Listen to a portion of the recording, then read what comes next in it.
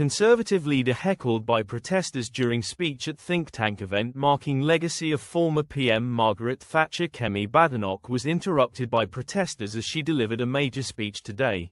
A woman holding a banner that said "Abolish Billionaires" got up and shouted as the Conservative leader gave her address at the Centre for Policy Studies Margaret Thatcher conference. She was soon ejected by members of the audience. A second protester then shouted about the cost of living crisis as she was also kicked out of the room. At the event, which marked 50 years since Margaret Thatcher helped to set up the think tank, Mrs. Badenoch could be heard to say, "I hardly think Mrs. Thatcher can be blamed for the cost of living crisis."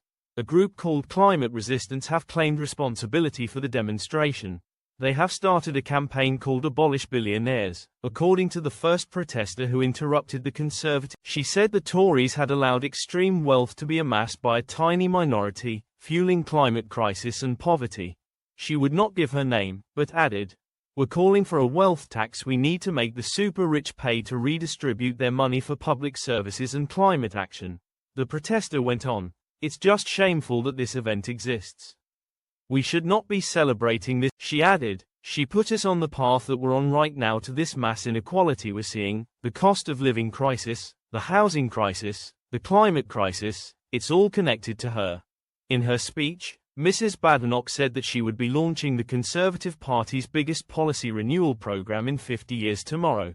She told the Centre for Policy Studies Margaret Thatcher conference, "We're not announcing detailed policies tomorrow, but we know where we need to get to. We know that we will cut taxes and scrap burdensome regulations so businesses can grow, jobs can be created and